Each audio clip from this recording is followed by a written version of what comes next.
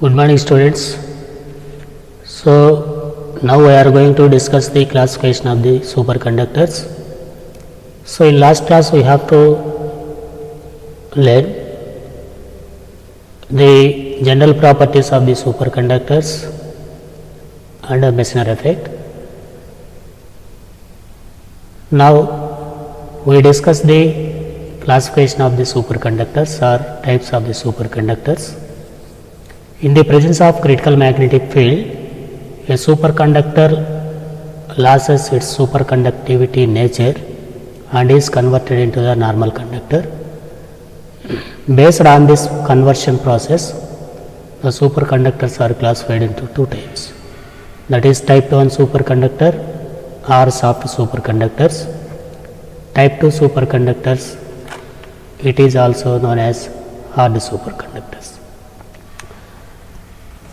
Type 1 superconductor means the superconductor in which the applied magnetic field is equal to the critical magnetic field.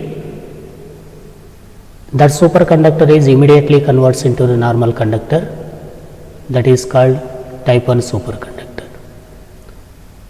So in type 1 superconductor we are going to observe the sudden loss of magnetization due to the applied magnetic field.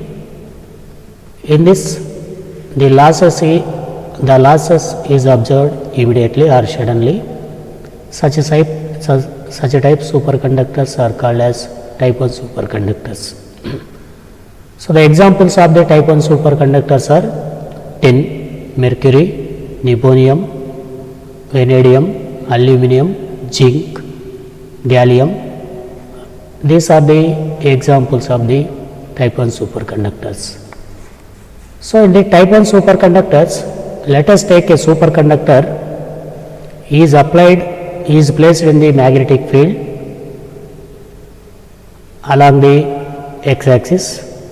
So it obeys the Meissner effect.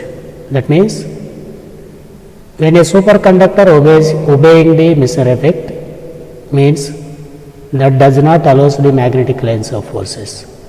When the applied magnetic field is equal to the critical magnetic field Hc,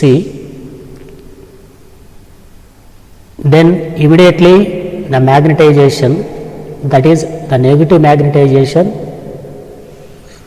suddenly becomes to 0 and it penetrates and it allows the magnetic lines of forces and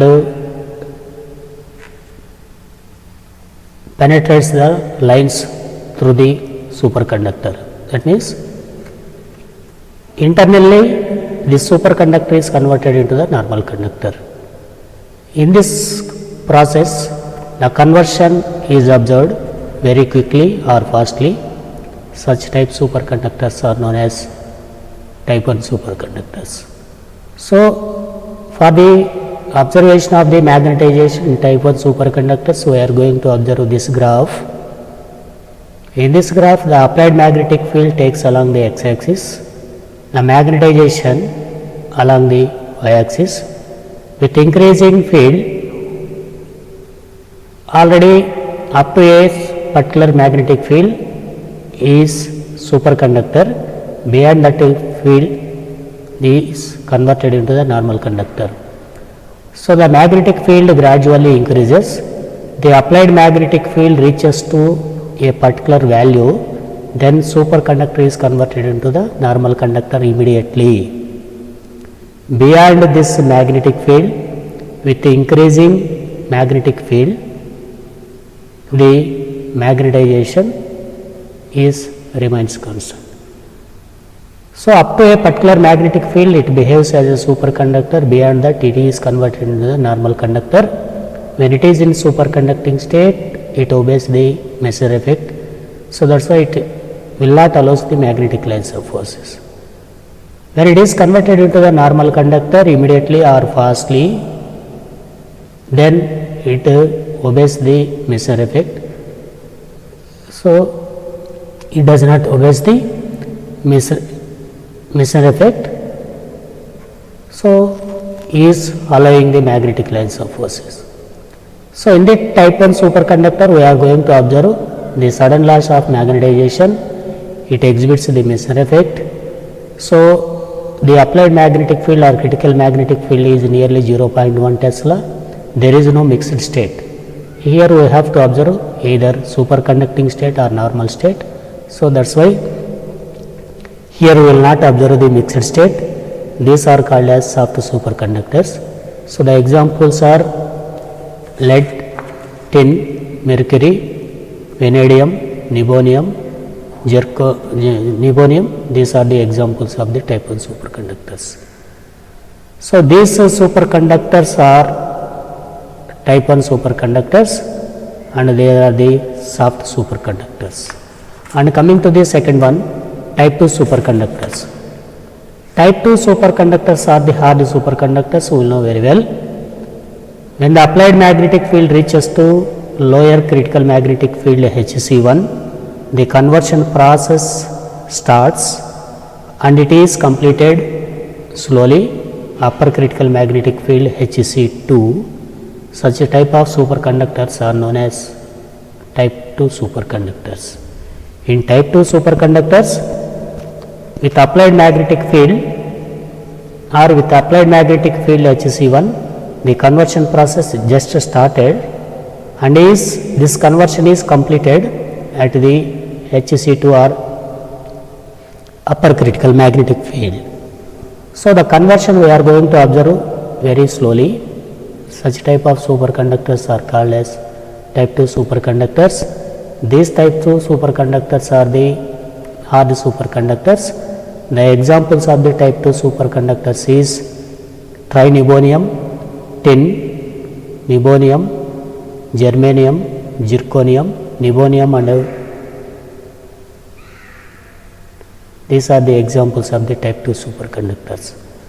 So for the type 2 superconductors, the magnetization we are going to observe by considering a superconductor in the magnetic field.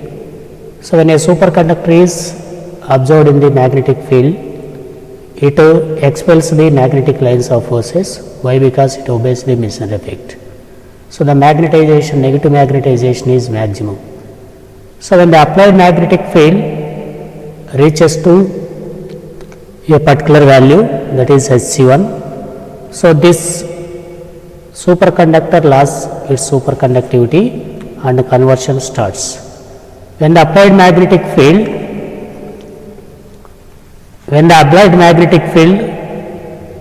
exceeds Hc1, then it allows the magnetic lines of forces through it. So the conversion, as a result, the magnetization decreases and penetration of the magnetic lines, and it is converted into the normal conductor slowly. The conversion is usually completed at Hc2,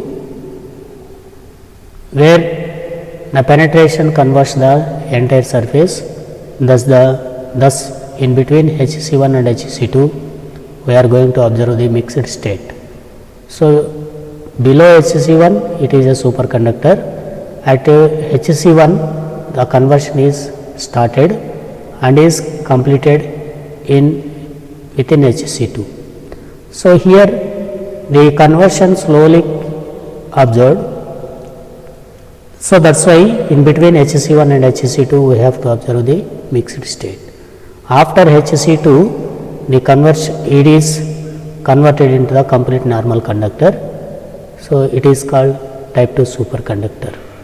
So for that same, the applied magnetic field takes along the x-axis and magnetization takes along the y-axis. So with increasing field, the magnetization is, negative magnetization is maximum up to Hc1. Beyond that Hc1, so the magnetization gradually decreases, means the superconductor is converted into the normal conductor slowly. This conversion is completed at the Hc2, so that in between Hc1 and Hc2 we have to observe the mixed state. Beyond this Hc2 is mixed state and superconducting state is completely converted into the normal conductor. Such type of superconductors are called as type 2 superconductors. So in the type 2 superconductors, we are observing the gradual lossing of the magnetization. It does not exhibit the complete Meissner effect, or it does not allows the, it does not obey the Meissner effect. So two critical fields are observed, that is HC1 and HC2 with 30 Tesla. Here we have to observe the mixed state. These are the soft superconductors. And coming to the another topic, that is Josephson effect. So Josephson effect means when the two superconductors are joined, this is superconductor 1 and this is superconductor 2.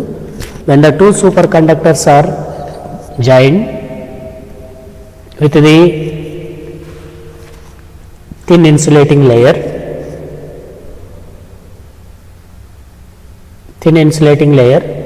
so these superconductors will have the Cooper electrons or pair of electrons.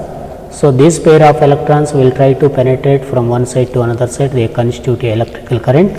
This current is called supercurrent or Josephson current, and this junction is called Josephson junction, and this total phenomenon is known as Josephson effect. So for that, let us take two superconductors are sandwiched with a thin insulating layer. So these superconductors will have the pair of electrons which are penetrating from one side to another side. They constitute the electrical current. Then this current is called Josephson current, and this effect is called Josephson effect. So for that, let us take type 1, one superconductor 1 and superconductor 2. These two are sandwiched with the thin insulating layer. So here this thin insulating layer is also known as bridge. So through the thin insulating layer, the electrons are tunneling or propagates from one side to another side. So here the Josephson effect is classified into two types, that is AC Josephson effect and DC Josephson effect. AC Josephson effect means without applied any voltage across the junction, only tunneling of the electrons from one side to another side, they constitute the electric current, that is called direct current. That effect is called DC Josephson effect. So without supplying of any voltage across the junction, so only due to the tunneling of the electrons from one side to another side with the phase difference phi 1 and phi 2, they constitute the electrical current. That current is called DC current. That effect is called DC Josephson effect. In the DC Josephson effect, the super current is proportional to the phi 1 minus phi 2. And other one is AC Josephson effect. So by connecting a battery in between, or a particular voltage is applied with the superconductors. So due to the applied voltage, so the Cooper electrons will propagate from one side to another side. They constitute the electrical current. That current is alternating current. That effect is called AC Josephson effect. So by connecting the potential across the junction, so due to the tunneling of the electrons from one side to another side, in addition to the applied voltage, they constitute a current. That current is called AC current. That effect is called AC Josephson effect. So in the AC Josephson effect, the additional phase is observed for the electrons, that is delta pi is equal to ET by h cut, where E be the energy, that is 2 eV naught, where E be the charge of electron and V naught be the applied potential. Therefore E is equal to 2 eV naught T by h cut.